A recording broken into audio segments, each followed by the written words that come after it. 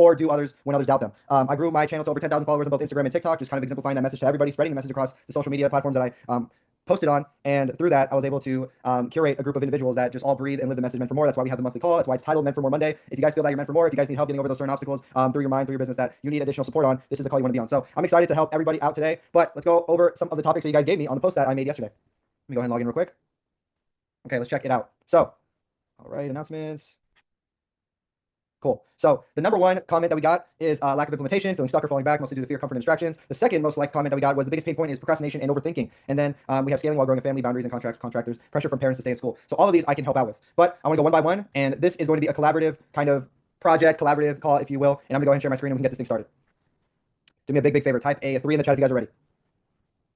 Awesome. Come on, you guys can do better. We got 63 people in here. Let's go. Okay, cool. I'm going to go ahead and share my screen. We're going to get this thing kicked off, and then everything is going to go as planned. Let me go ahead and double check if everything's good on my end. Okay, Canva. Okay, all right, I'm driving. No worries. Let's go, Celia, on Meant for More Monday. Okay, let me go and share my screen. All right, can you guys see my screen? Yes, no, maybe so? Okay, very cool, awesome. All right, so you're wondering probably why these next 3 slides are blank. The reason being is because I could have easily said, okay, here are some pain points that you guys can overcome. Here are some tips and tricks. But the main thing that we want to do here in this call is we want to list them out now, acknowledge them. So that way you all know what are the ways that I can best move forward. Because like it or not, sometimes you just need to reiterate this in your minds for you to find an easy fix. The pain point is there, but the solution is also there. And so, for example, let's talk about procrastination. Okay. Do me a big favor. To those who are listening, no worries. This will be helpful as well. But to those who are available on the call and are ready to type, please go ahead and put in the chat, what are some bullet points I can write down for why we procrastinate, or excuse me, what we procrastinate on? What do you personally procrastinate on today, tomorrow, and is a consistent thing that you find yourself procrastinating on, so I can write it down. And if you guys have a notepad or a Google Doc sheet pulled up, please go ahead and write these down as well. Recording on camera, okay. Okay, recording on camera. I procrastinate the stuff I don't want to do. What stuff? That's a very vague response. What stuff do you not want to do? Because I'm afraid of facing those things. Which things are you afraid of facing? Come on, let's lay it out. Even if you're in a specific niche that maybe there's only 3 other people that care, please go ahead and list them. Take one more step in business, okay? Okay. Reaching out to people, okay? Making phone calls, making sales calls, making, we'll just do calls, okay? We got a lot more to fill in.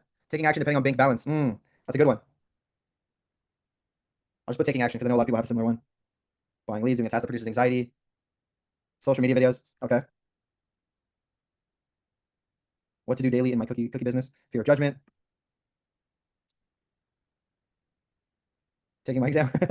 Doing my lives, okay. Procrastinating the 100 phone calls need to be made, showing myself in public. Fear of success. Learn cloud code courses. Okay. Scared of not making money if I decide to make a move. Okay. Mindset, setting aside priorities, doing something big, working on mindset, fear of failing. Okay, so a lot of these have to do with fear. We procrastinate due to fear. Okay. Changing a profession. Okay, I think we got a good list. Okay. We got a great list here. All right. Now we can move on to the next topic, which was, let me go and check my overview again. Okay. Fear. This can go hand in hand. It's why we procrastinate. But let's lay out the similarities. What do we fear? Go ahead. Type in the chat. What do we fear exactly in this moment currently? What's our biggest fear right now? Failure. Okay. Time. Unknown. Judgment. All right.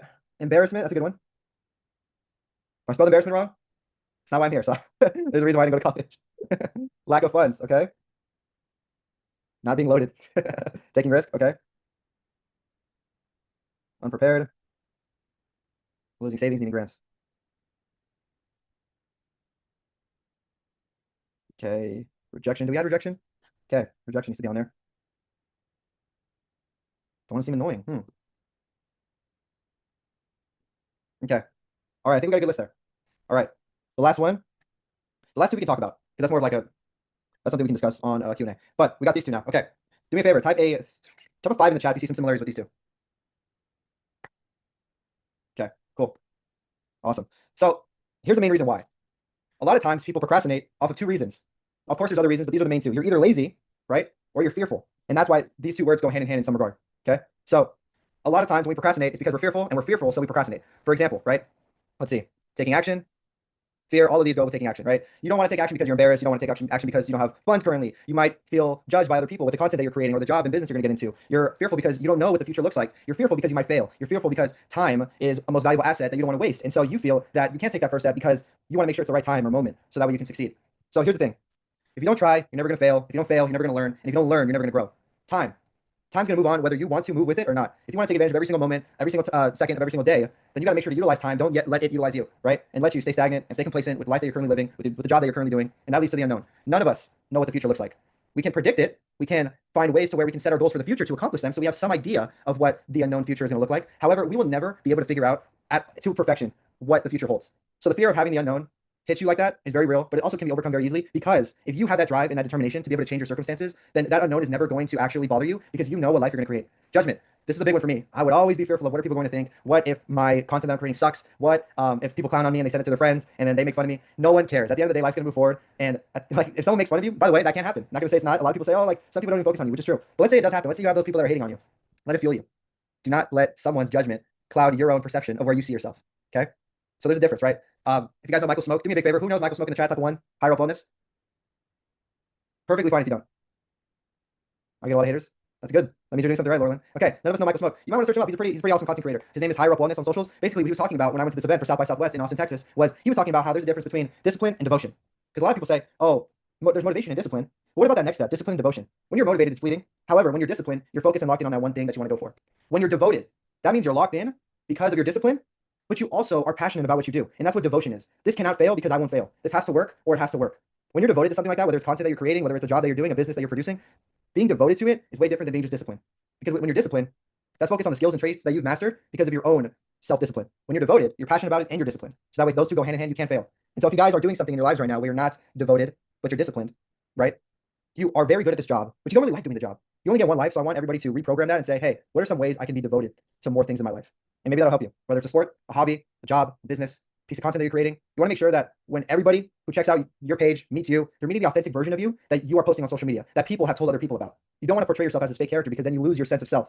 And that's your biggest superpower. We're all different, but that's the beauty of life. So anyways, kind of got sidetracked there, but that goes with everything here. If you're devoted to what you do, then you won't have any fear. And if you're devoted to what you do, you won't need to procrastinate because you are so passionate about getting to that next step within your business or your life. And that reduces all possibility of struggle. So let's go ahead and keep moving. Was that helpful? Type A in the chat. Perfect. All right. Let's keep on moving then. So next up, lack of funds. This is a very real thing.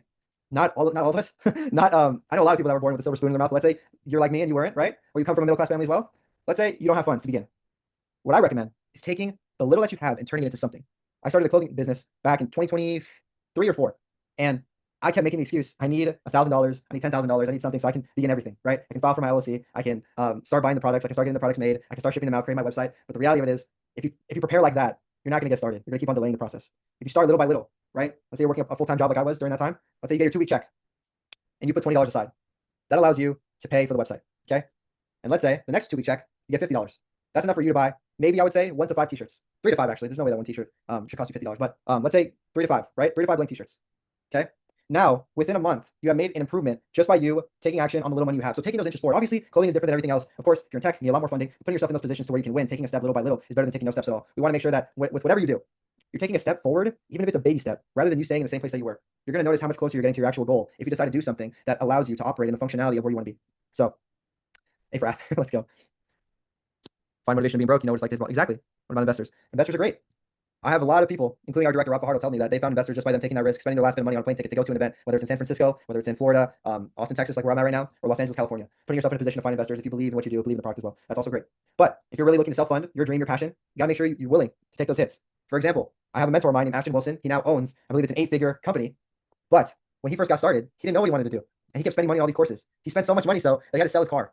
He had to sell his car to be able to afford to put food on the table, to pay his rent, and to keep chasing his dream. And finally, a course that he landed hit. And that's what allowed him to scale his business. It's called Active Solutions AI. You guys can check it out. But that's his story. He didn't have any money, and he still believed in himself so much so to sell his car, his only vehicle of transportation. He didn't have 2 cars. He didn't have 3 cars. He didn't have money sitting in the bank. And you guys want to know something funny?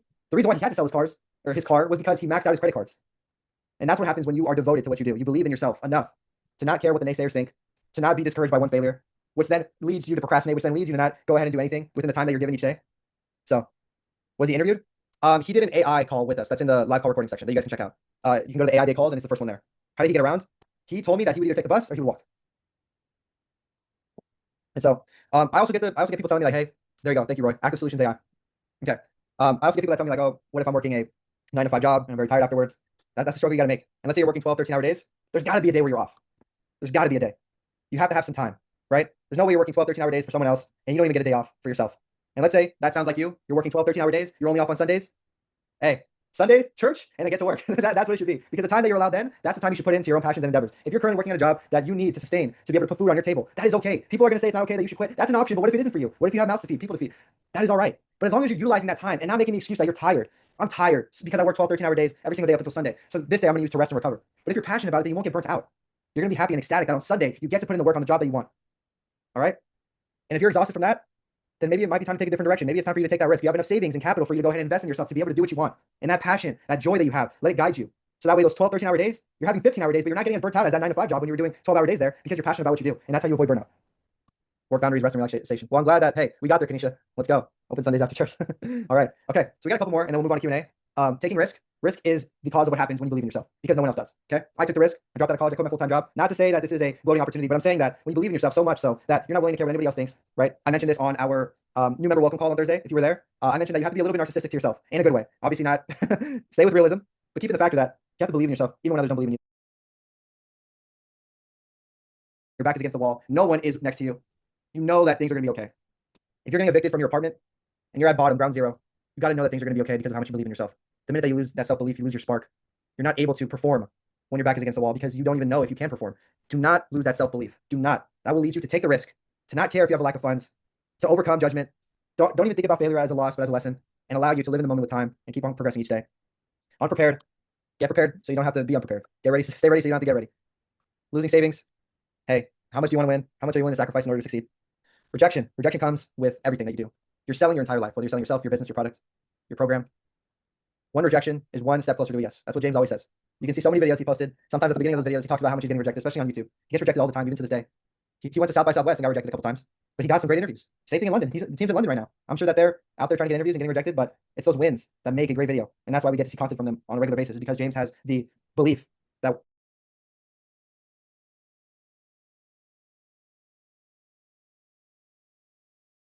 every no is one step closer to a yes. So that's how you get over rejection. Personality. I believe someone said that they're fearful of being annoying, fearful of their own personality. If you're fearful of your own personality, then you haven't developed it enough to where you can be confident with it. Take on a hobby, do things you love, find peace within yourself so that way you know that it's not me, it's them.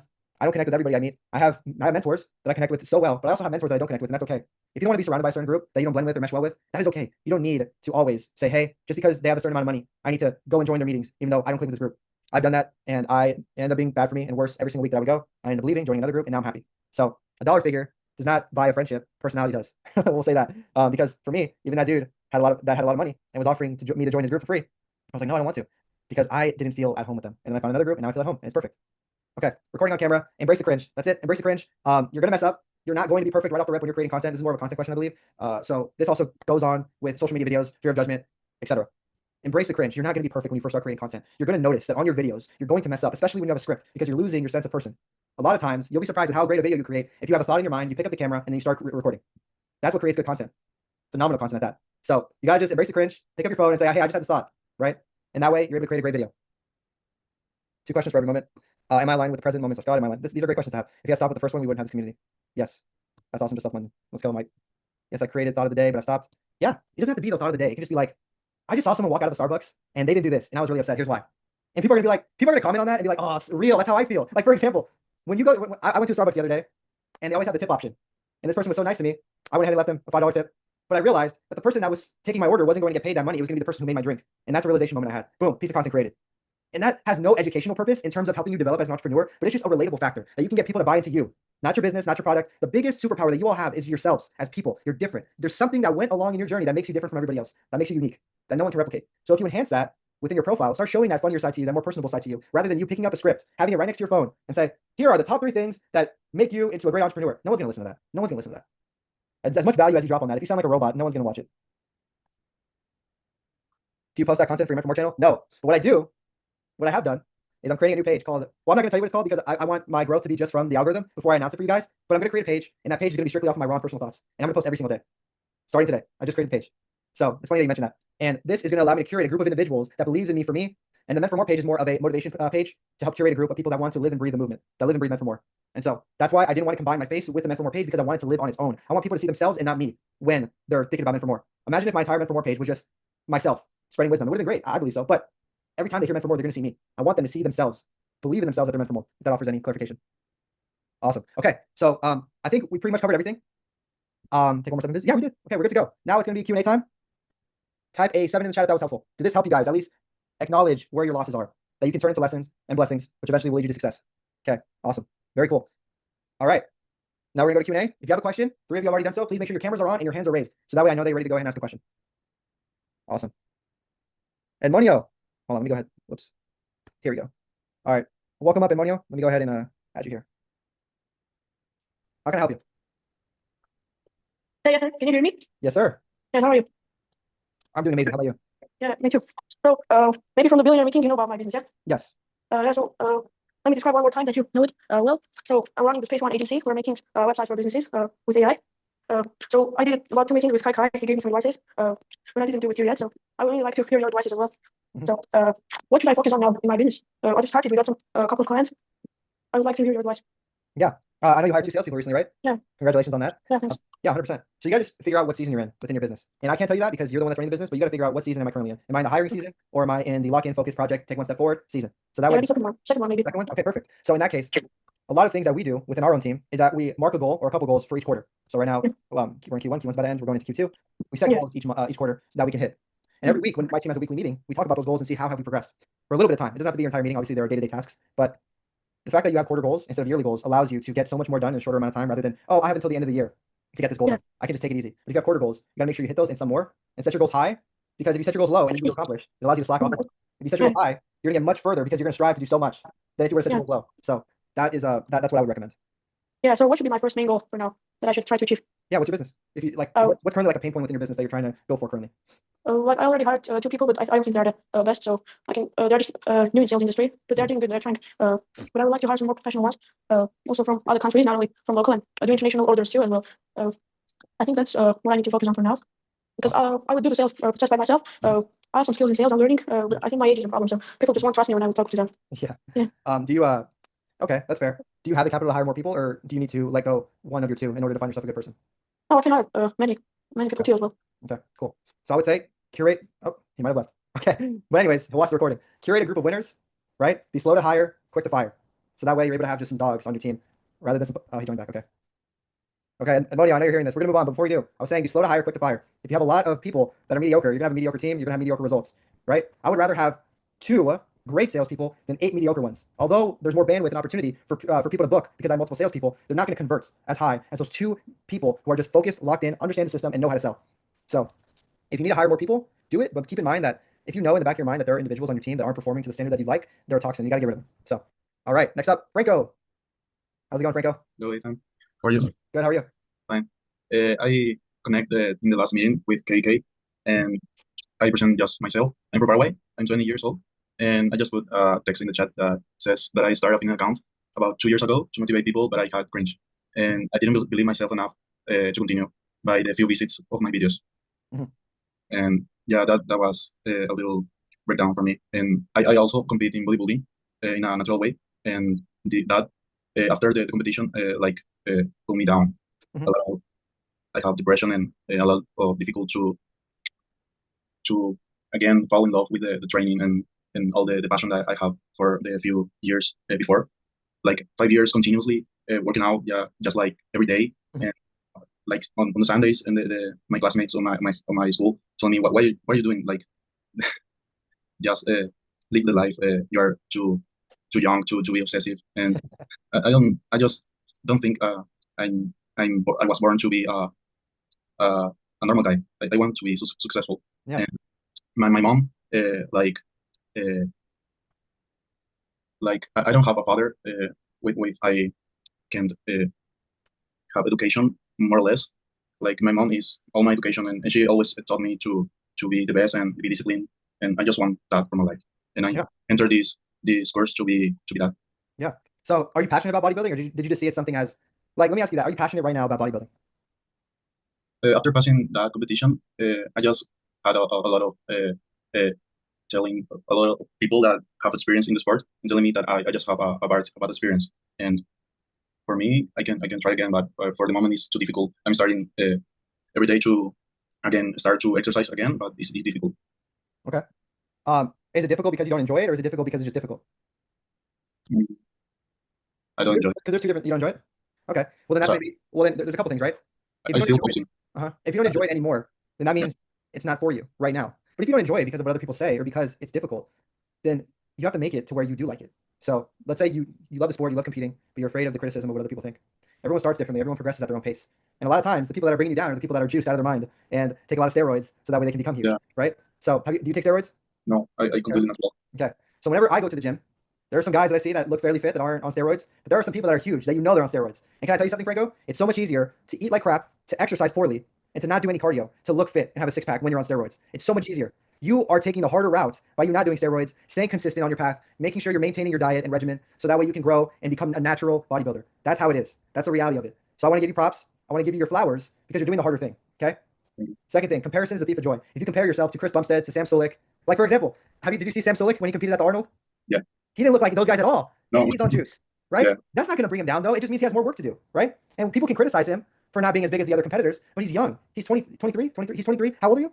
I'm sorry. You're 20. You're 3 years younger than him. And if he has more time that needs to be set for him to work out and go, and he's 23 years old, how much time do you think you need, right? And so it's just different levels, right? You're starting really early, and so a lot of people who are older that started later are going to bring you down because they know your potential. And that's what a lot of people do. When they don't see themselves in you, because they can't relate to you, because they're less disciplined, they have less of a great work ethic, they're going to bring you down because they'll make sure that when you're climbing the ladder, they're at the bottom shaking you off of it so you can fall back to where they're at. People love when you're right there with them, but they hate when you're further than them. They get jealous, they get envious, and they want the life that you're living. And so that's when they say, you know what? This person, I need to bring this person down because I'm afraid of this person's potential. So just take that into consideration. Do I love the sport or do I just not like the sport because my mind is being clouded by other people's judgment? And then if you do love the sport, when you go into the gym, put your headphones on and just look at the machines that you're going to do and don't look at anybody else in the gym. Focus on your training, see which ways you can improve little by little. And that way, at the very end, when you step on that stage, you'll at least be proud of yourself for how much that you've grown, right? When you go on that stage and you see everybody around, no one's going to be the same age as you. Some people may be, but not everybody. You're going to be stepping on stage with people that are maybe 28, 34, 42, and they may have something that you don't, but the difference is you have something that they don't, which is you have potential because you're so young and you have so much more to do. So does that help, Franco? That helped. Yeah. Okay, awesome. And we'll move on. We'll move on here. But I'll say this: if everything I said resonated, but you just don't love it, then you don't love it. Find what you do. You only get one life. I'm not telling you to do bodybuilding, but if you don't love it, then maybe it's time for you to go down a different course of something that you like to do. It's just difficult to accept that the sport that I do for a lot of years is not for me. It's difficult to accept that. But I for now, I still thinking that I just have a bad experience and I just need to accumulate all my habits again. And if it's a bad experience, then you gotta make it a good one. You gotta do what you love. For example, Alisa Liu, you guys know her, Alyssa Liu. She's going viral right now. She's the ice skater that won for Team USA. She said that when she was first growing up to compete in the Olympics at 16, she had such a bad experience because she was being forced to eat a certain way, to perform in a certain outfit, to do a certain set of dances right on the ice skating ring, and that's what made her hate the sport. She comes back 4 years later, and she does it her way. She eats how she wants. She chooses the outfits that she wants, the music, the performances, and she gets gold. And the main reason why she did that, she gave credit to the fact that she did it her way and not the way anybody else thinks, right? So do it your way. Do bodybuilding the way you enjoy it. Obviously, don't eat crumble cookie every day, you know. But if you know that you like chicken more than steak, eat chicken. If you know that you like white rice more than brown rice, eat white rice. Everything that you eat, just keep it in moderation. But do it your way. Don't do it because you bought a course and someone said, "Oh, this person said I need to eat chicken and rice 7 days a week." There's so many videos on the internet of ways you can make unhealthy food healthy, right? Even desserts. You can make yourself a cheap and energizing dessert that has more protein than a lot of options that are on the market right now. So I hope that helps. Thank you. Thank you, Franco. And thank you for being in the community, man. Welcome. We're grateful to have you. Keep on sharing your journey in the community. All right. I'm going to try to go through these very quickly because I see we have a lot of hands raised. Omar. What's going on, Omar? Great to see you, man. Same here, man. Firstly, I just want to quickly just give a shout out to Franco and Edmonio. Edmonio, you said that you're being young is your weakness. Well, no, man, it's your strength. The fact that you're at this age building something which people at that point never can imagine, it's your massive strength. And for Franco, also I wanted to just give you all the love and belief from us. Like we're all with you. So if that's the journey you want to go on, make it happen. And I got reminded of that Arnold statement where he says that what motivates him is that when he wakes up when he goes to the gym with his brain in zero mode, like even his brushing is an automated mode. He just ends up in the gym and then he's like there and he's like, okay, man, I better work out. So just few things. Okay, so I'll just start by introducing myself. I'm Dr. Omar Bari, a pathologist. I'm living in Mumbai, and Athan, the vision that I've been working on, just what everyone here is the benefit of everyone that is on in a present conscious manner, making complete cancer healing possible for all and living above 100 the norm, right? And that context, I've been working on solving a problem. The problem that I've been working on solving is for the people who say like that they want to support this someone working towards this vision through ideally some fundraiser or maybe some investment. So in that context, I just launched my fundraiser literally today, and literally 6 months back. On this same Mentor Monday call, we had discussed this and the idea had kind of formed, crystallized, I guess, and I've taken some decisions, and finally I've been able to kind of get this done today. So, thanks for that as well, and want to acknowledge you and this community for giving that encouragement and support to be able to do that. I'll share the links for everyone if you just a little later. But I want to ask the one question that now that I've launched it, okay, I've put it on the community, I've put it on the YouTube and the song and everything is there. Now I want to be able to promote it in the most effective way over this coming 2 weeks and 1 month. The investors thing I would probably work on after a month, but right now I think I probably should focus on this fundraiser since I've launched it. I may as well make it an effective process as well. So I wanted ideas on what is the best way I can approach this. I've already launched it on my YouTube channel, which is the cancer healing vlogs, which I had made 6 to 8 years back, and I've been uploading regularly on just here and there every once in a while, sharing my journey. But yeah, your thoughts and yeah, I guess I just pause right there. And Yeah. I don't know. No, I'm kidding. What tools, what social media platforms do you use the most, Omar? Oh shoot, I got you. I think I should keep it unmuted. Yeah. So right now I have just launched the fundraiser song on YouTube, and the way in which someone pays for the fundraiser is through the book which I had written, that they can purchase the copies of the books. So that's the only legal way I figured out that can be done. And I figured me as well, connect the dots and make the whole thing align. And the promotion, I'm not started on. I just introduced it to the group here. You guys are like my only pretty much community that I have right now at the moment. Think about the strongest community that I have right now. It's the only community. That's unfair. But yeah. Where's fundraiser? YouTube then. In short terms. Yeah, in short terms. Yeah. Yes. If you have the bandwidth to start promoting on other platforms, I'd say Instagram. YouTube and Instagram have the highest leverage for you because 2 things. YouTube, you have long form. You also have the ability of posting on short form, which is like TikTok itself. Right now, YouTube is promoting way higher than any other platform a lot of people's posts. So you can be an unknown creator and your YouTube short off of its first video does over 1,000 views. Why? Because YouTube wants to promote creators that are stepping into their YouTube Shorts platform, and so they're pushing their content out so they can see high results. YouTube. Second one, Instagram. Why? Instagram is the go-to platform. When I connect with people, I don't say, hey, do you have a TikTok? I always say, what's your Instagram? If I'm not asking for their contact. Instagram and YouTube allows you to become a powerhouse because you have the opportunity on YouTube to post long form when you choose to do so. And Instagram, you have the opportunity to choose short form, and that short form can be posted on your YouTube Shorts as well.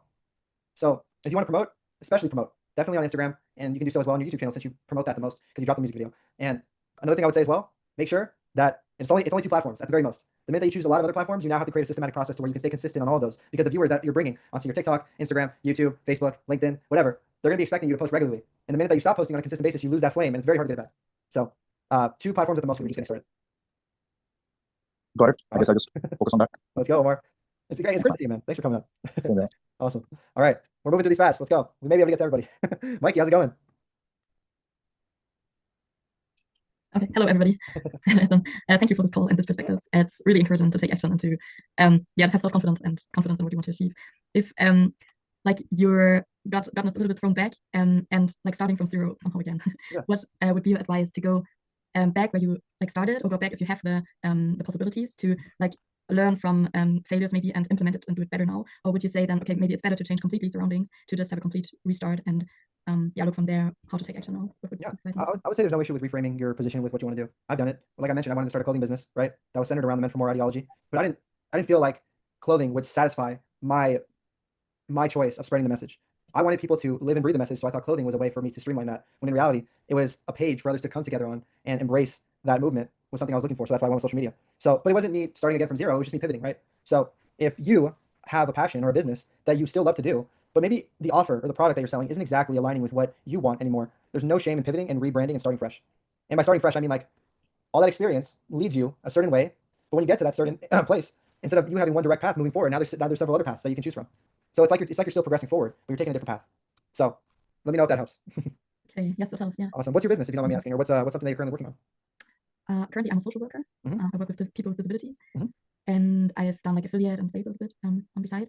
But I'm like standing on the choice if to pursue the sales more and do it like full time to focus on that, or continue to do the social work, or just shift there a little bit and have like another client, another audience focus for that.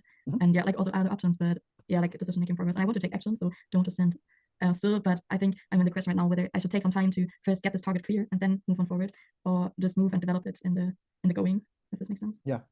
Yeah, I think the last thing I would say as well is, and by the way, you love that business, right? You love what you do? Yeah, I love it, yeah. Okay. As long as you love it. That's what allows you to progress forward faster than other people think, right? Because if you love what you do, you're going to notice that you have more conviction in your eyes, you have more passion with what you do, and people see that, people want to buy from you, and people want to join you. So another thing I'll say is, whatever you decide to do, do not be all about education and allergic to execution. Because if you educate yourself too much on the topic of the project you're doing and you're not actually executing on what you're working on, you're preventing yourself from seeing the fruits of your labor. Because if you plant a seed in the ground and you keep watering it, you might not know how much to water it, right? But you keep on learning as you go. That plant is eventually going to sprout and it's going to grow. But if you keep on spending your time researching, how much water do I plant in a seed? How long do I have to wait? What type of fertilizer do I have to use? You're spending all that time researching. The seed is still in your pocket or in a bag waiting for it to be planted. So just make sure that you plant the seed first and then learn as you go how to water it, how to grow it. And that way it can grow as you learn, if that makes sense. Yes. Okay. Yeah. Awesome. Thank you. Thanks for coming on. Yeah, thank you. Can I ask one? Yeah. Okay. Thank you also for the feedback. I really love it. Like I love what I do. I'm just thinking right now about like because I'm employed, I'm working for a social organization, and I'm thinking if it's like a good way to continue there, to learn there and implement and execute actually, or to find a way to do it more as an online business, or yeah, like change this direction a little bit. What is your advice on that? Wherever you see your target customer really look for you on, that's where you want to go. If a lot of people look for you online through your website and you're seeing a lot of clicks there, that's an opportunity for you to promote and offer an online product. If you see a lot of people really like more of an in-person thing, especially around your community, that's the place you want to go because that is where your main target of people are. I will say this though, it's much more difficult for in-person. In-person normally leads to online, right? With anything. I know I saw someone comment earlier, I'm a gym personal trainer. You can do in-person for so long, but eventually it gets tiring because you're trading your time for money. With you having to go from location to location, meet up with certain people and talk and talk and talk. If you have it online, it allows the opportunity for you to do group calls, right? Like this. We're all on group calls right now. And sure, I could have got all 60 of you or 50 of you to meet up in person and say, hey, welcome everybody. But how much longer would that have taken? Mm. So if you're really to look to market to the masses early on, I would say online. And then in terms of your job as well, right? I personally stayed with my job until I received this opportunity. And I stayed in college as well until I received this opportunity. But I didn't let that kind of shy away from my passions. Every time when I wasn't working and when I was in school mentors community, just trying to connect with people to elevate myself higher and higher and higher. So that extra opportunity you have, don't let a job make it seem like you have no time outside of that work schedule because you need to do your daily duties, right? You need to do chores, you need to clean, you need to eat, you need to go to the grocery store. Somewhere during that time that you don't have work, there is time for you to work on your project and work on your business. You just gotta find that time to allow it to be utilized rather than maybe, let's say, every night before you go to sleep, you spend an hour on TV. What if you spend 30 minutes on TV and 30 minutes working on your project, right? Or maybe you spent that entire hour on Monday, like today, working on your business, and then the next day you can spend 30 minutes or an hour watching TV. So trading like, what's the word I'm looking for? Trading the luxuries of life that you currently have for your passion, right? You have the luxury to watch TV, you have the luxury to do certain things like go bowling or go do a sport. But let's say you focus down on your business, you're gonna enjoy that later in life. So does that help? Nice. Yes. Thank Awesome. you. Perfect. 100%. Thank you, Athan. Thank you. All right. Does that help everyone? Does that help? I saw a lot of people commenting. I gotta gauge the chat. Okay, perfect. Let's go. And everybody, to those who are asking a question, give yourself a round of applause. Give yourself some credit here because speaking about what your current struggles are is not an easy thing. I didn't do it for a long time. And so the fact that you guys are here, betting on yourselves, investing in yourselves, throwing it all out there of what you need to accomplish, you're self-identifying that within yourself that, hey, this is where I'm going wrong and I need to fix. So we definitely want to give you guys your flowers. And if you haven't done so already, please raise your hand. I'm going to try to get to as many people as possible. We have 20 minutes left, but I want to make sure we get to everyone. Binta, and let me know if I'm pronouncing that wrong. Welcome up. Hi, do you hear me? Yes. Yeah, so I'm Binta. You pronounce it in the good way. I'm new. I joined school, I think, 3 days ago, 5 days ago. So I'm a little bit nervous, but I have some questions. First, how you say it? So I'm a civil engineer, but actually I'm unemployed, unfortunately. My contract ends last month, so I'm home. I'm trying just to figure out how maybe start online business, something like that. I already have a lot of issues about that when I was working on the construction side, but it was difficult for me to, how you say, create time for working on my project. So I just doing a lot of research, taking a lot of course. But I don't really started something concretely, maybe because I was afraid or I don't know where to start. So that's why I just decided to, I don't know, join the community and see how I can achieve my goals and start my own business. But I don't know how to do it and where to start, honestly. I'm just a little bit overwhelmed and lost. That's crazy. No worries. Yeah, I hear you on that for sure. I'm gonna go ahead and share my screen because I do feel like this is a great opportunity for everybody. If you guys don't know how to utilize the school platform to its fullest potential, this will be a great opportunity for you. So let me go ahead and share my screen. All right, perfect. Okay. So a lot of times we dive deep into the School of Mentors and we try to look for something that, like, there's a long list of calls here. We try to look for something that allows us to be able to find the niche that we're going for. And it's fairly easy in the way that if you're doing just plain marketing, we have several marketing calls: sales, franchising, leadership, scaling. Let's say you want specifically, like in your case, online business, right? You can search up online business on the search engine up here. And then you'll notice that we have several different classroom resources that include online business. So that way, let's say William Rivera did e-commerce. You go and click here, and now you have his call, and now you're able to watch it. And then if you want a more in-depth description of exactly what he teaches, you can check out this description right here, and maybe even check out the questions that were asked. And if one of these sounds like you, like, let's see here. Let's say you're doing dropshipping, right? Do you think that dropshipping is still profitable, or do you think it's a better way? Is it better to buy wholesale? I like this question. Let me go ahead and click this, and it takes me directly to that question. So please, if you guys haven't already, use the search engine to your benefit. If you need help doing an online business, check it out here. If you want to be members that are doing online business, check it out here. Or if you want to see any community posts that people have done, you can check that out here as well. There's a lot of people that want to do an online business that you can connect with, Vita, and you guys can possibly learn from each other on. So that way you guys can progress. And this goes for everything else. If you want any help from a doctor, lawyer, this is a stretch, but let me see, plastic surgeon. We have resources here for you all to check out. But does that help? Yeah, it's helped a lot. Awesome. And in terms of where to start, I think the best thing that you can do is just do a little bit of research beforehand, especially in online business, because you're not able to, you can't figure it out on your own, but by you checking out all the resources we have in online business, it's just going to be fairly easy for you to get started. You'll know exactly where to start your website, what type of product are people interested in to sell, and that way you can build a profitable business. And of course, by the way, please, by all means, feel free to check out other creators in the space on social media and let that leverage kind of your mindset of what you want to do. Because a lot of the advice that these people give, it can be good or it can be bad, but the little nuggets that they share that are good, you can process that through your own filter and figure out, hey, what's the perfect product to me that I would want to buy?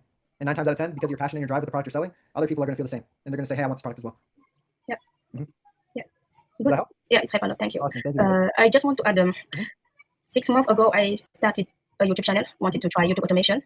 And I hired some freelancer on Upwork to start this channel. But I think like other YouTube content creators struggle to having views and subscribers. It's not easy. Sometimes I'm thinking about maybe just giving up. I don't know. But I know that you have to be patient with this kind of work. But sometimes you just have this moment of doubt. You are not sure it's worth it to just keep going. Just want to be. 100%.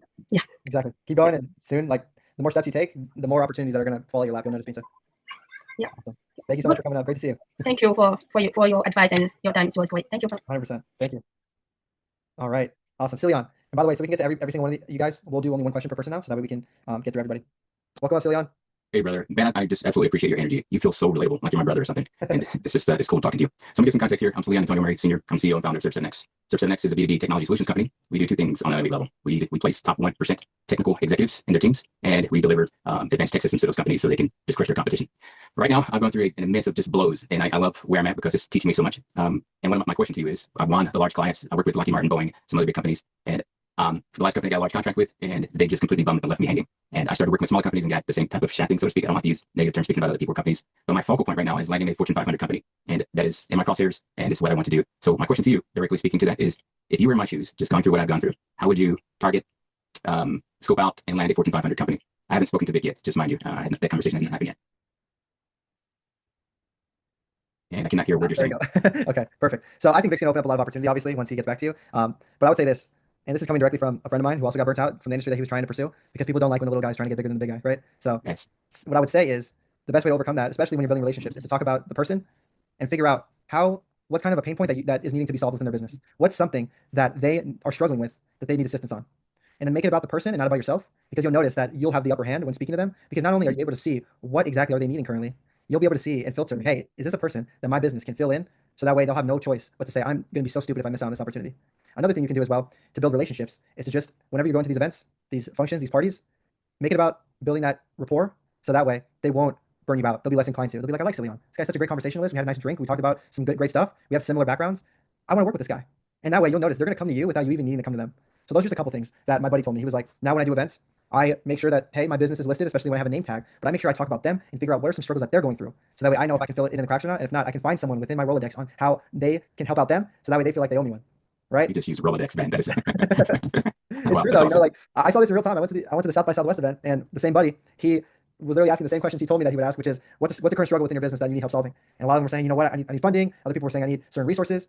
Phone call, done. It's great to meet you. Let me connect you with this guy. Oh, perfect. Rob, how can I help you out? Oh, well, since you're asking, I need help with this and that. I actually know the owner of this event. Let me bring you to him. And that's how connections are made. You initially offer that, hey, if you need help, I'm here for you, even if you need someone to listen to.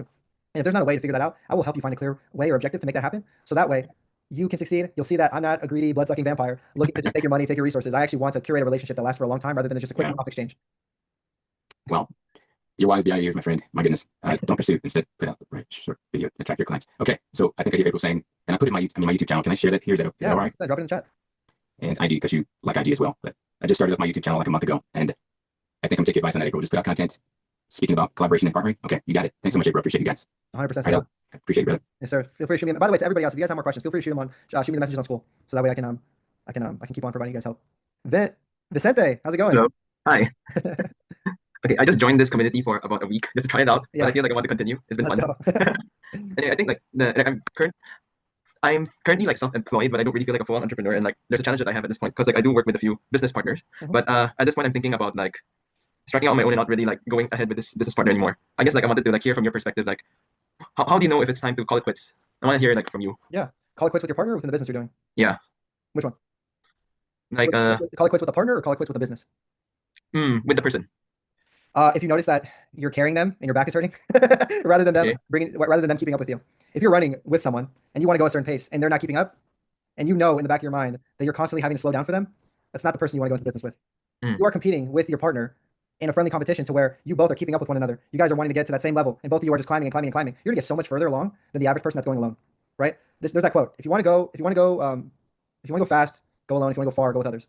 So if you want to, and by the way, this is a great representation as to why that quote really needs to be dissected properly, because you can't force yourself to go with a partner that doesn't want to go with you, right? So for example, I had a buddy of mine that I wanted to go into business with, right? And he was motivated, he was excited, and then after 3 days, he's like, man, I'm gonna take a break today. And I'm like, a break? Why a break? We don't even do this all day. We watch this course 3 hours a day, and I wanted to watch it 5. But I agreed on you wanting to watch it 3 hours a day as long as you maintain that consistency. But the fact that you're bailing on me now shows that you don't have the same drive and passion as I do. So all of that condensed into one main lesson for you, Vicente, is if you have a buddy, if you have a partner that you are great friends with, but you guys don't have the same drive in business, it's going to end up eating at you every single day because you're going to notice that your hard work is outweighing his hard work within the entire business, especially as partners. This is especially important when you're having a partner to do business with, because if you guys aren't working at the same rate, at the same pace, you're going to lose that confidence and that passion within the business because it's not moving as forward as you would like it to. So that's what I would say for partners. As far as business goes, if you lost that devotion within the business that you have and you want to change up your offer, there's no reason why you shouldn't. There's this influencer named Brandon Carter, and his main selling point on his socials was I helped online fitness business owners make 6 figures a month. And recently, 2 days ago, when I checked out his page, he changed up his offer. I help online fitness business owners leverage their business to make 6 figures a month utilizing AI. Now he's incorporating AI within his content, and that's okay. He's switching up his offer so that way he can reach more people, and that way he can earn more positive reviews because he's more of an expert utilizing AI within fitness business coaching than a lot of people. And boom, that's how you've quickly switched up your offer to make it revolve around the same wheel. So you're making it more profitable and more enjoyable for you. So those are 2 things I would say. Okay, thanks, Athan. 100%. All right, man, we got 2 more minutes left. I don't think we're gonna be able to make it, everybody. Let me see. Maybe I can go a little bit longer. Let me check my schedule. Okay, I can go for like 15 more minutes. So we'll keep moving. Carl, how's it going? What's up? Honestly, I don't really have a question, so I will make it extremely quick so we can get more questions. But I just wanted to share my energy and to offer like words of gratitude to this community and as a representative of this community to you, Athan, because I feel like I have come so far from the point where I joined this community, and this has been a really, really valuable resource. So yeah, recently I found my passion in doing social media through this community again, and I'm really following this passion now, and I'm going every single day. Like I'm not stopping, all gas, no breaks, and I'm really motivated and really, and I have the discipline to back it up. And I have proven already to myself that if I believe in myself and if I can do this, there's really nothing stopping me. And many people will laugh at me if they see my followers currently, but I have this belief that it doesn't really matter. I already visualize myself being in this, like having these numbers and having made something of myself and being there. And really, I want to say to everyone in this call that really follow your passion. If something is, if you have this thing in your life, this one thing that you feel like you can't get your mind out of it, or like I really want to do this, and just go for it. Like you have the hunger, you just have to make sacrifices, change your lifestyle, and really follow your passion and go for it. Like I can't emphasize this enough. This is really what's life is about, and falling in love with life and doing what you love, honestly. That is amazing. Everybody drop some love for Carl in the chat. Let's go, man. That's so happy to hear. I'm glad you're in the community, man. Just kind of spearhead. It's a pleasure to be here, and I just wanted to take this moment to put my energy out there, and yeah, on to the next question. Awesome. Thank you, Carl. Thanks for coming up, man. Let's go. That's amazing. Melissa, how are you? Love the background. I'm doing great. Thank you for calling on me. Yeah, this is my pretend office, my virtual office. I'll be really quick because I know your time is limited and others I want to have them have their question answered too. So the challenge that I'm having is finding models. I design custom hair pieces for women, and I would like to make a video to post online and on my site showing how well it blends in with their hair, how natural it looks, and the styles they can do. And when I ask my friends, they love the idea of the modeling, but then when I ask for their permission to post it online, that's when they shy back. They don't want to be posted online. I've even offered to make them a hair piece at my own cost, but even at my own cost, it's 4 digits just to make one piece. It's very expensive. So since I'm brand new, I don't have any proof of how great my hair pieces are because I don't have any models, and I just don't know what to do. Yeah, 100%. People are already catching on to where I'm going with this. But volunteers, testimonials, feedback, which then will lead to more authority within the product you're selling. And by finding those people, yes, social media is a great opportunity, but also like exactly what Caroline said, and I know someone said this before, making sure that you get noticed as well. Nora, reach out to a local community college or university that's near you, find those fashion clubs and those niches that people are really going for. Like a lot of people major in fashion and hairstyling. You could also go to different cosmetology locations and talk to the owner and say, hey, I'm currently working on these fashion pieces. We'd love to collaborate, et cetera, and maybe offer them a deal that works for them, right? I have a buddy of mine that they work with hotels, and obviously hotels are grand, they're massive, especially if they have several locations. How can they make a win-win scenario when they're just a business starting up? And the way they do that is they go to the business and they say, we have the network, we're going to offer you a split of 50-50 profits, and you don't have to do anything but just loan us a specific part of your hotel to have those events, and that way you're making extra money on the back end, and you don't have to worry about the entire process. We can go ahead and take care of you. We'll bring in our own people, our own receptionists to go ahead and bring those people to the event, and that way the only thing that you have to worry about is just receiving the check from us. And that's how the big people are receiving a win-win scenario from a small business. And so for yourself, especially if there's a cosmetology location that is well known, right? Like for example, barbershop, Supercuts, they have several locations across the country. If you find an area like that where you can partner and create a deal that makes it a win-win scenario for them, you now have clients and testimonials for life, because people are going to come in and come out of that cosmetology location and they're going to be like, hey, I need what this person's selling because it's different from what everybody else is selling.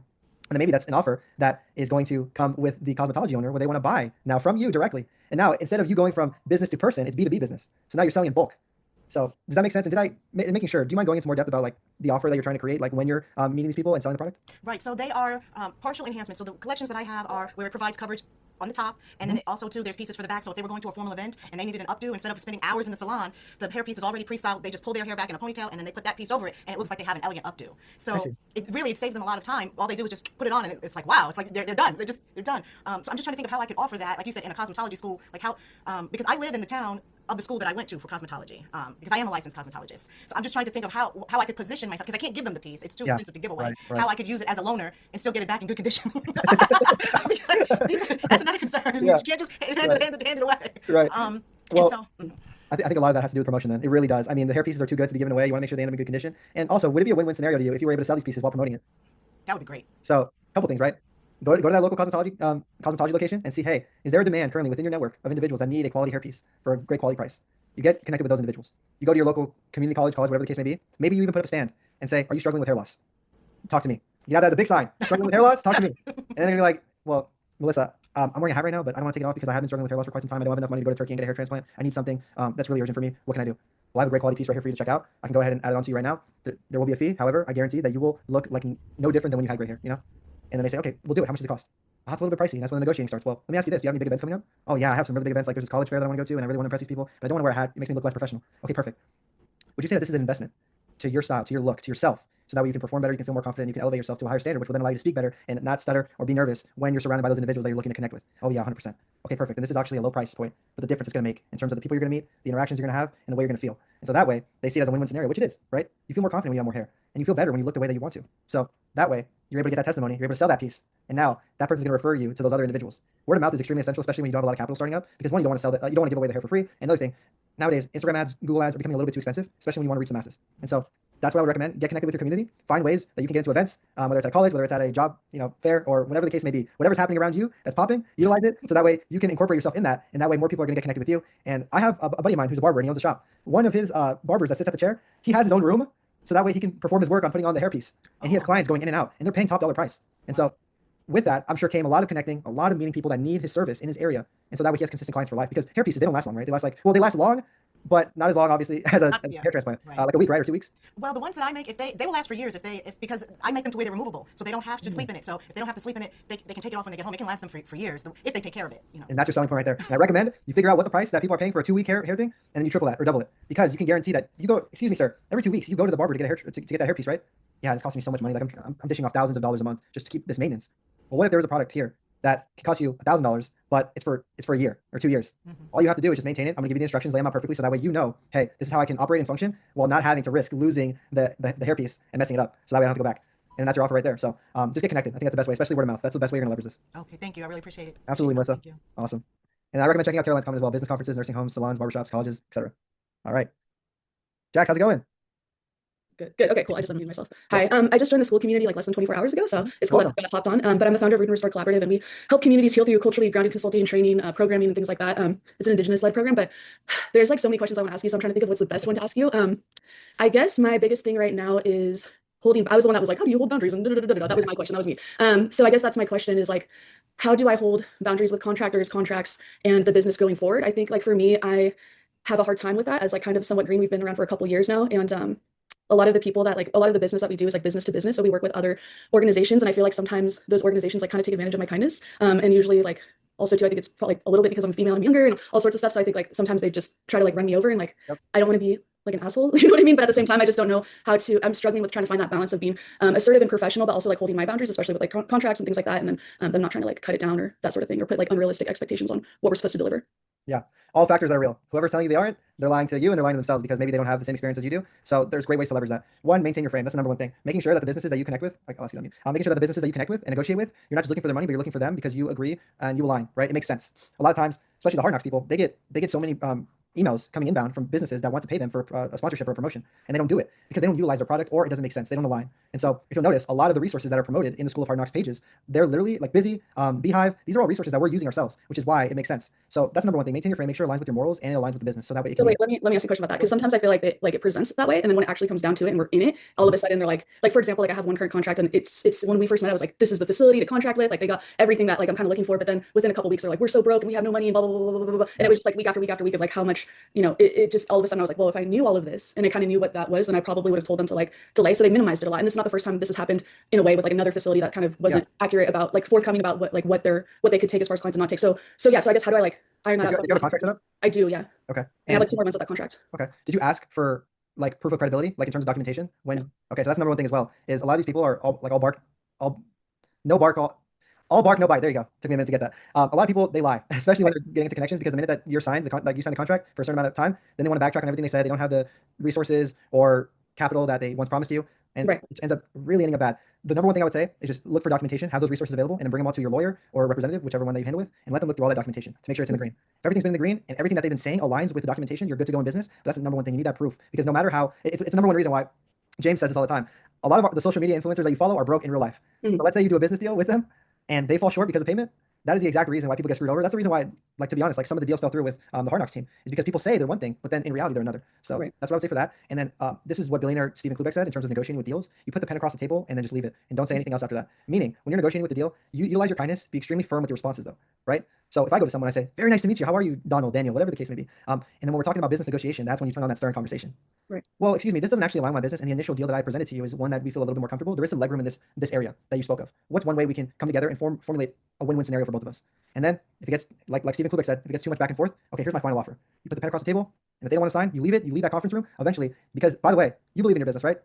You know that it's extremely influential and helpful to so many people. Yeah. That belief, they're going to see that conviction in your eyes when you're being presented with an offer or when you're presenting an offer, that by the time you leave, they're going to overthink and they're going to say, man, she had a really great vibe. She had that conviction in her eyes about her business. And she gave us a really great offer. Did we get greedy? And then they're going to give you a call back and they're going to be like, hey, you know what? We'll take your offer. A lot of times that happens. And don't be afraid if sometimes it doesn't happen. It just means it wasn't for you in that moment. The minute that you become overly greedy with wanting to have several different partners and several different relationships is the minute that you start losing that self-identity, and you're going to say, hey, now I have 10 people that I work with, but I only like 2 of them. And that's what's going to cause friction in the business. So yeah. Does that help? Yeah, I appreciate that. And I do feel like for me, I say no to a lot because there are people I'm very picky about working with. And, but then I still somehow have recently gotten stuck with ones that are like, I'm just like, how did that still happen? So I appreciate all of that. And this call was awesome. So thank you. Absolutely. And exactly what Caroline said as well is like, even if they don't take an offer, be confident in what you provide, because that's what's going to lead you further, is knowing that what you have is valuable rather than you selling yourself short. And funny enough, that goes along with selling yourself short of an offer that you took because, hey, I want to work with this business so bad, but it's less money. If you believe that your product's worth more, sell it for the amount you believe it's worth.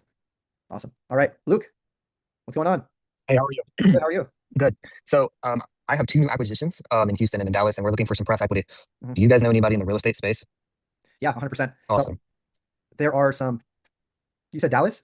Houston and Dallas, and then Garfield Heights, Ohio. Okay, very cool. So let me go ahead and now I'll provide you these people. I can't tell you that they're going to obviously respond or anything, but here's some people that, so you can check out Ani Adenukwi.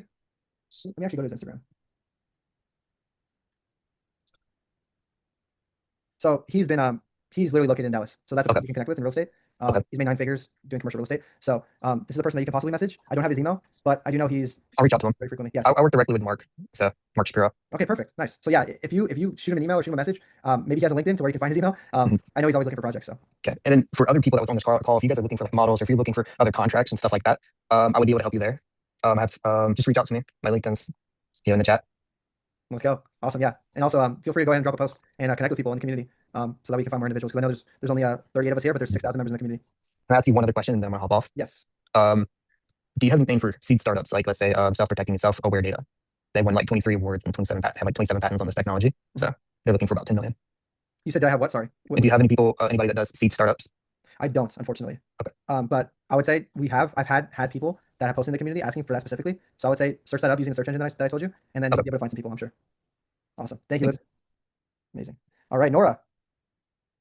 How are you? I am good. How are you doing? I'm doing great. Thanks for coming up.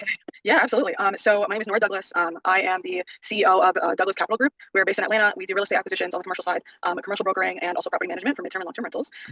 My question to you is, it's always been my dream to have a very robust family business, but my siblings are both still in college and they're not moving as fast as I need them to, obviously no fault of their own. And I'm kind of, I don't know if I should hire someone in their place so that I can go faster, or if I should just wait and slow down the scaling of my company for when they're ready.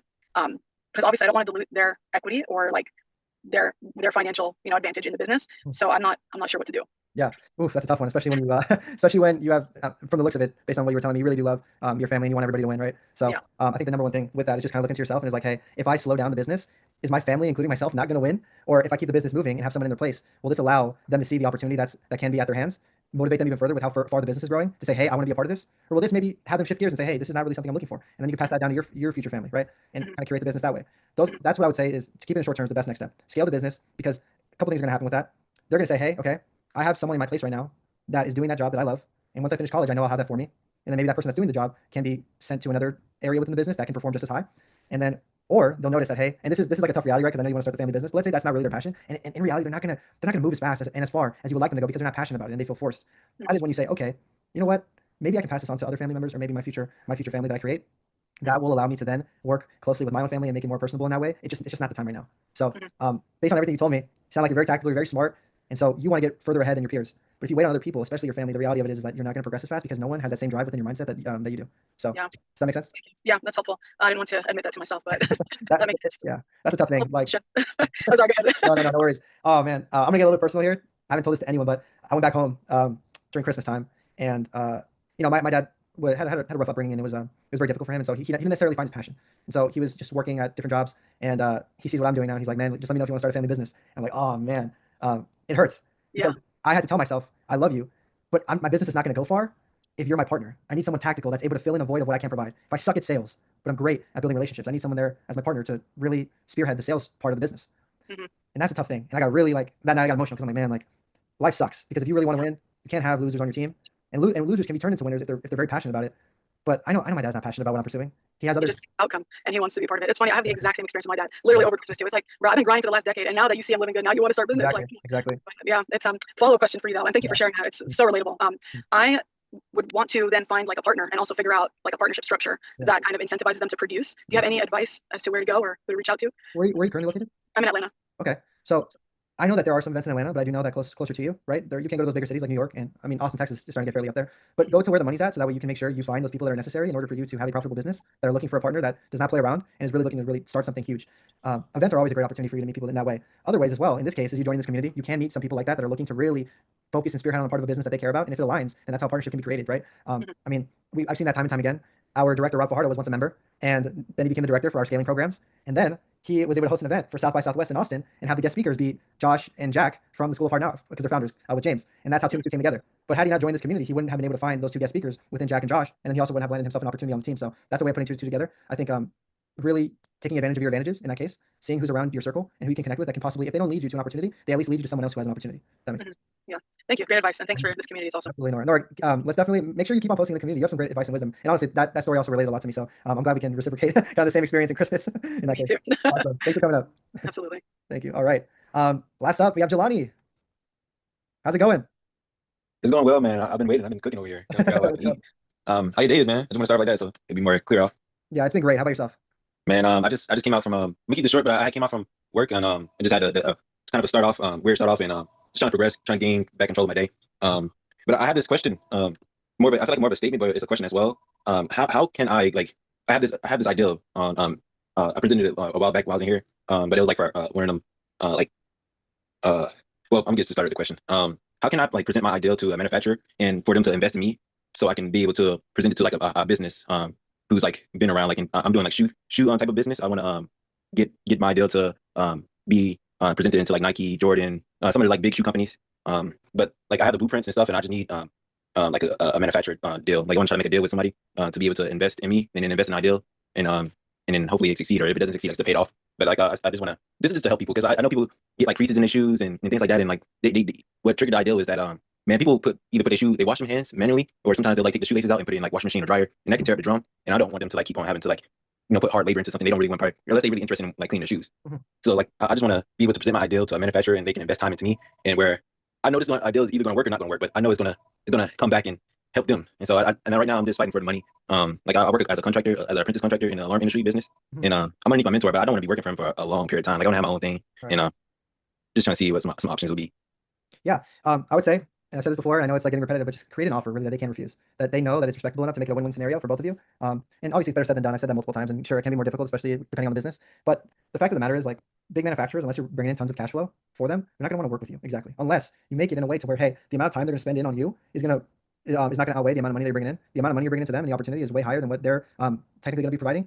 That's a way for you to get in the door. And that way everybody can, like all the manufacturing facilities that you work with can start using your product, and you're still bringing in more cash flow than another person's product that they're trying to, or that they have been, or they're trying to get into business with, right?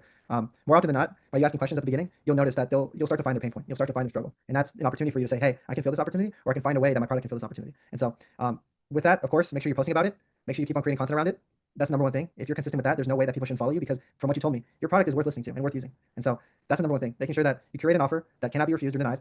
If they're trying to downplay that and trying to downsell you, they weren't for you anyway. Don't be afraid to walk away. The minute they walk away from a deal is the minute that you maintain your power. The minute that you enslave yourself to a deal because of the business you need is the minute that, hey, you become a pushover, everybody thinks that you can be taken advantage of, and you're not doing what's in your best interest. So those are the recommendations I have for you. You can I need to be able to write this down. So, yeah, we'll be able to drop the recording as well for you, so you can go back to it. Okay, thank you, man. Thank you. Also, I had another. I had basically wanted to bring my friends, like, most of my friends are like, they have their own skills. Like, one knows how to weld, one knows how to like do other things with their lives, and I just want to bring them on with me. What would you like? But like, they don't have the same drive. They live basically like how I live, but like they have a lot of people around them that fills their head with negativity, or like, and it's very hard to be able to like bring them, and they don't see any change, but they're like you can't see the wind, but you know it's there, and so like that's how they are. You can lead a horse to water, you can't make them drink. So if you bring your buddies and you show them the lifestyle that you would like to live and the opportunity that's at their hands, if they work with you and they don't take it, they're going to continue to be an anchor for you, because you're going to constantly feel like you need to help them out because you're progressing so much further. And that's called survivor's guilt.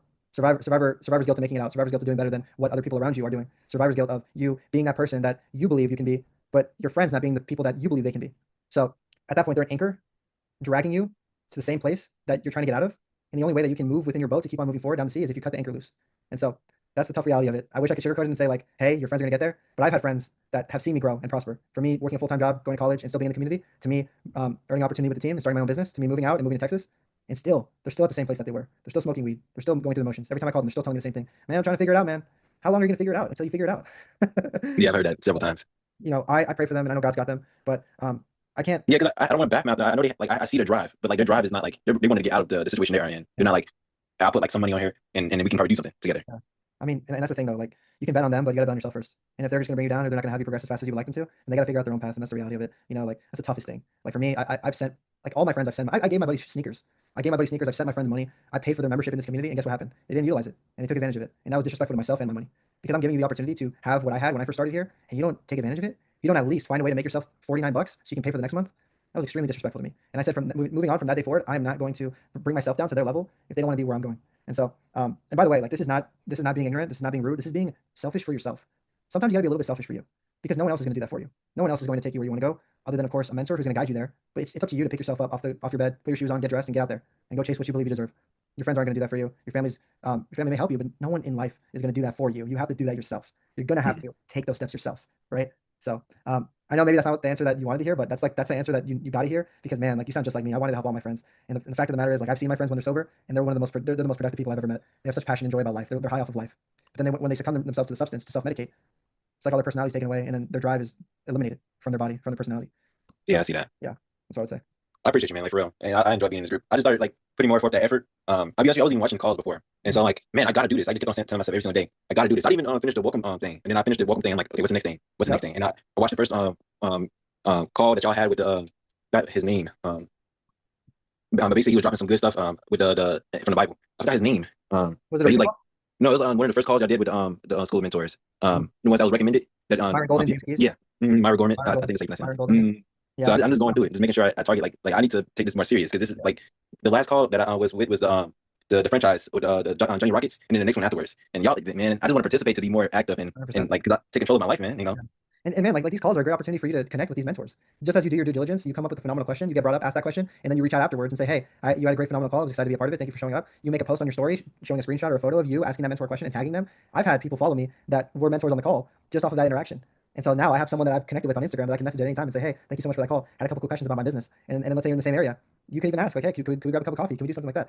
And you'll be surprised at how many people actually respond and say yes. So much opportunity. Like I wasn't seeing that before. Yeah. I'll tell you this one story, and then just stop the conversation from here. But my mentor, when he first hired me, and I used to work at like retail for Family Dollar, and I did warehouse before. But he came to me and I prayed about it. I prayed to, like, because the whole business was falling apart. It was getting ripped to shreds. And you know how business, when somebody comes in, it, like that ruins the whole thing. And so that was happening. And my mentor comes in and he's like, hey, we're talking about, I'm greeting him at the door. I say, hey, how you doing? Welcome in. If you need any help, I got you. And then he's telling me the story. He says that's what picked me up from your personality. But the whole time we're talking about like how his day is and things like that. And then comes up to the register, and I'm like, man, I don't even know what I'm going to do in my life. He's like, you want to work? And I'm like, work? And he's like, yeah, if you want, I can. But then he goes on and on. I sit down with my grandma. My uncle's on the phone, and he's like, I call him, and I'm telling my uncle, my grandma, hey, this man, he wants to do some work. My grandma didn't have no faith, but I had more faith than everybody in the room.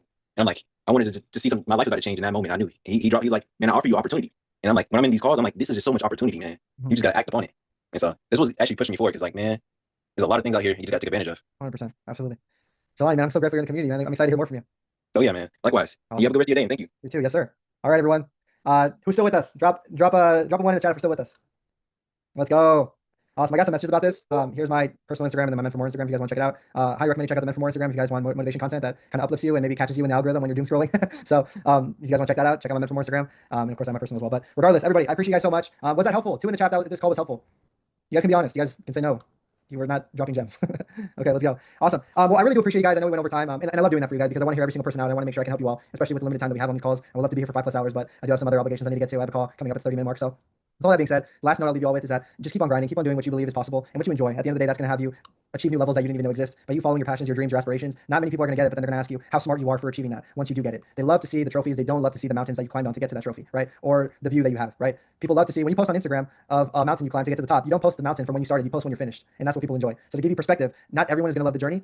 And people are going to criticize you for following that journey and that path. And it's going to be difficult because you're expecting to receive praise while you're climbing that journey, but instead you're receiving negative people telling you these negative things. That makes it twice as difficult. But it's going to be 5 times as rewarding when you achieve that top of the hill. And the people that hated on you are asking you, hey, how did you do it? Can I please learn from you?